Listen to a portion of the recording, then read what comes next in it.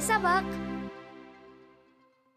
Саламатсыңарбы, менин кичинекей досторум. Силер менен көгүлтүр экран аркылуу жолугушуп жатканыма кубанычтамын. Математика сабагына керектүү окуу куралдарыңарды даярдаган болсоңор, сабагыбызды баштайбыз. Ыңгайлуу орун алып, сабакка назар салгыла. Бул туйунтмаларды салыштыргыла. Кайсы туйунтманы көбөйтүү амалына алмаштырсак болот? Туура, биринчи туйунтмадагы 5 санынан турган бирдей окшош кошулуучулардын суммасы түрүндөгү туйунтманы көбөйтүү амалына алмаштырып жазууга болот. 5 жана 4-түн көбөйтүндүсү 20. Ал эми экинчи бирдей кошулуучулардын суммасынан турбагандыктан аны көбөйтүү амалына алмаштырууга мүмкүн эмес. Анда балдар кандай эреже чыгарсак болот? Ооба, бирдей кошулуучулардын суммасы көбөйтүү деп дагы аталат. Бул сөздөрдү окугула. Эмнени байкадыңар? Кайсы сөз ашыкча? Ооба, айырма ашыкча. Булар кайсы амалдын компоненти? Туура, көбөйтүү амалынын компоненттери. Анда көбөйтүү амалынын компоненттерин атагыла. Биринчи көбөйтүүчү, экинчи көбөйтүүчү жана көбөйтүндү. Көбөйтүү амалын бирдей кошулуучуларга алмаштыр. 1 жана 2-нин көбөйтүндүсү. 1-ди 2 жолу кошобуз. 1 жана 4-түн көбөйтүндүсү. 1-ди 4 жолу кошобуз. 1 жана 5-тин көбөйтүндүсү. 1-ди 5 жолу кошобуз. Бул туйунтмаларды бирдей кошулуучулардын суммасына алмаштырсак болобу? Бул туйунтмаларды бирдей кошулуучулардын суммасына алмаштырса болбойт. Себеби кошуу амалында бирден ашык кошулуучулар болушу керек. Демек, каалаган санды бирге көбөйтсөк, ошол эле сан келип чыгат. Маселеге көңүл бургула жана түшүнүп уккула. Нурбек бир жуманын ар күнү китептин бирден бетин окуш керек. Ал китеп окуган жок. Нурбек канча бет окуду? Маселе эмне жөнүндө болду? Нурбек китеп окугандыгы жөнүндө болду. Маселеде эмне белгилүү? Маселеде Нурбек китеп окубагандыгы белгилүү. Маселенин суроосу Нурбек канча бет окуду? Демек, Нурбек бир да бет окуган жок. Анда анын кыскача шартын схема түрүндө берсек, анда туйунтмасы кандай жазылат? 0 санын 7 жолу кошсок, сумма 0. Бул кандай туйунтма? Ооба, бирдей кошулуучулардын суммасы түрүндөгү туйунтма. Аны көбөйтүүгө алмаштырып жазсак, кантип жазылат? Демек, бүгүнкү сабактын темасы санды 0гө көбөйтүү. Бүгүн сабакта санды 0гө көбөйтүүнүн эрежелерин билесиңер. Ага карата мисал, маселе иштейсиңер. Маселенин мазмунун түшүнүп, туйынтма түзүп, жообун тапкыла. Сейил багында 4 отургучта 2ден эс алуучулар отурган. Кечкурун баары кетишти. Отургучтарда канча эс алуучу калды? Суроого жооп берүүдө мындайча туйынтма түзүлөт. Демек, жообу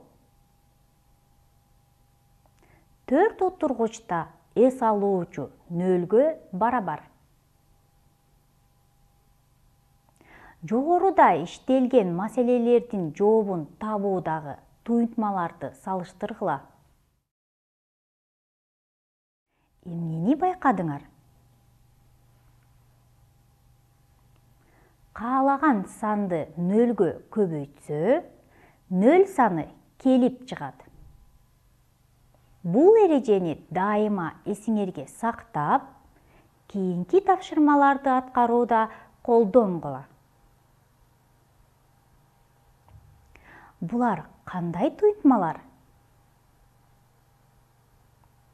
Ооба, көбөйтүүгө берилген туйынтмалар. Кайсы эрежени колдонуп көбөйтүндүнү тапсак болот? Санды 0-гө көбөйтсөк, же 0-дү санга көбөйтсөк, 0 келип чыгат. Анда бул эрежени колдонуп, туйынтманын маанисин тапкыла. 0 жана 7-нин көбөйтүндүсү 0. 142 жана 0-дүн көбөйтүндүсү 0. 0 жана 88-дин көбөйтүндүсү 0. 0 жана 200-дүн көбөйтүндүсү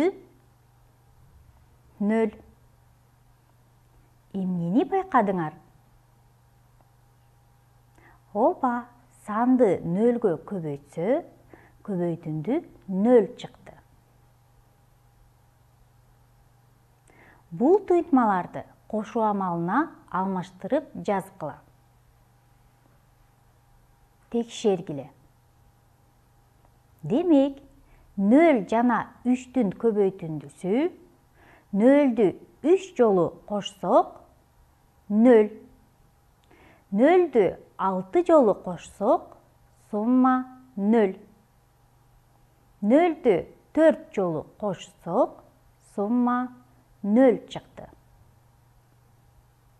Демек, 0-дү санга көбөйтсөк, көбөйтүндү 0 болот. Бул туйынтмалардын маанисин тапкыла. 6 жана 0-дүн көбөйтүндүсү 0. 5 жана 1-дин көбөйтүндүсү 5. 4 жана 1-дин көбөйтүндүсү 4. 5 жана 0-дүн көбөйтүндүсү 0. 7 жана 0-дүн көбөйтүндүсү 0. 9 жана 1-дин көбөйтүндүсү 9. 3 жана 0-дүн көбөйтүндүсү 0. 8 жана 1-дин көбөйтүндүсү 8. Кийинки тапшырмага көңүл буруп, барабардык туура чыккандай катылган санды тапкыла. Текшеребиз. 0 жана 3-дүн көбөйтүндүсү барабар 3 жана 0-дүн көбөйтүндүсүнө. 7 жана 0-дүн көбөйтүндүсү барабар 0 жана 7-нин көбөйтүндүсүнө. 48 жана 0-дүн көбөйтүндүсү барабар 0 жана 48-дин көбөйтүндүсүнө. 0 жана 95-дин көбөйтүндүсү барабар 95 жана 0-дүн көбөйтүндүсүнө.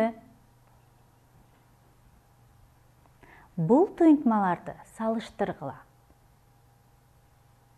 1 жана 38-дин көбөйтүндүсү кичине 1 жана 38-дин суммасынан.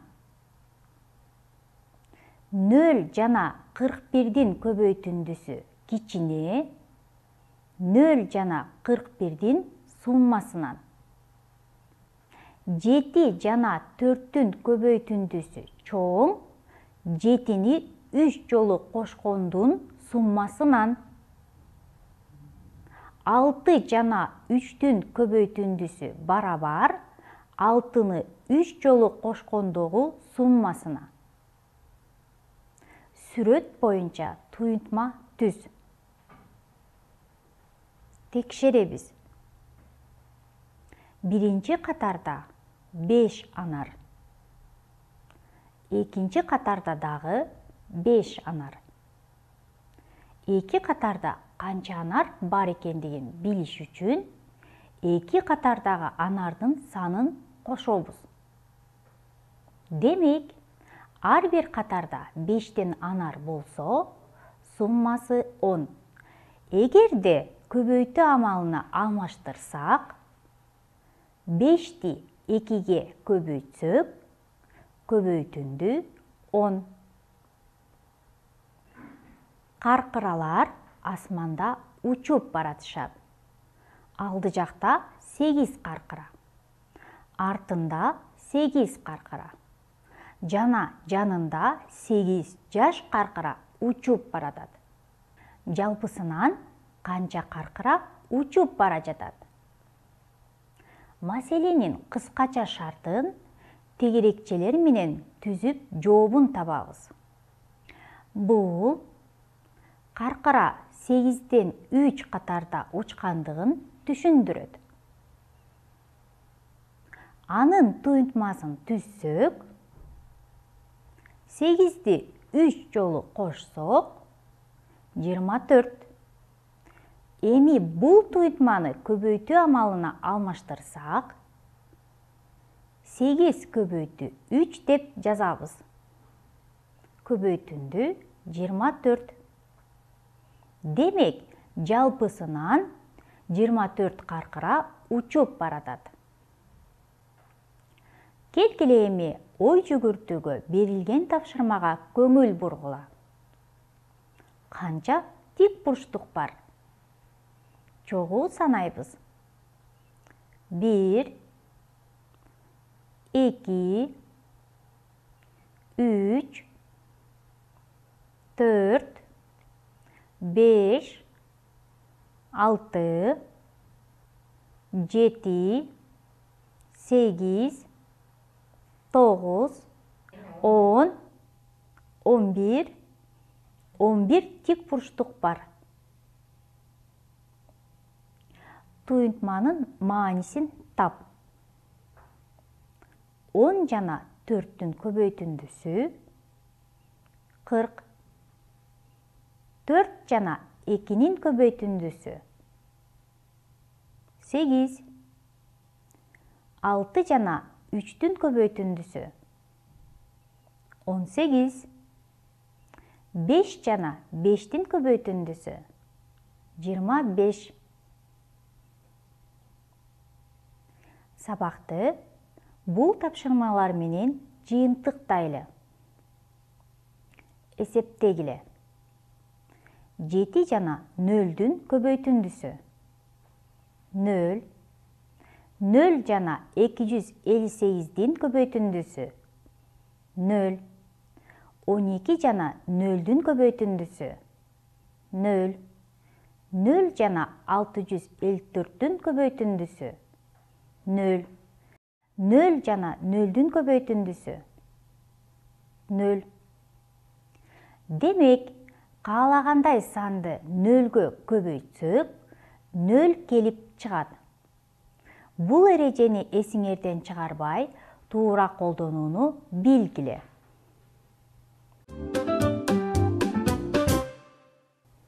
Бүгүн сабакта санды 0-гө көбөйтсө, көбөйтүндү 0 келип чыгаарын билдиңер. Бирдей кошулуучуларды көбөйтүү амалы менен алмаштырып, туюнтма жаздыңар. көбөйтүүчүлөрдүн ордун алмаштырууда көбөйтүндү өзгөрбөй тургандыгын далилдеп, мисал, маселе иштедиңер. Жана сүрөттөргө карап, көбөйтүү амалына туюнтма түзүп иштедиңер. Ушуну менен сабагыбыз аяктады. Бүгүнкү алган билимиңер математика сабагындагы кийинки темаларга өбөлгө түзөт деп ишенем. Күнүңөр көңүлдүү улануусун каалайм. Кийинки сабакта көрүшкөнчө сак саламатта болгула.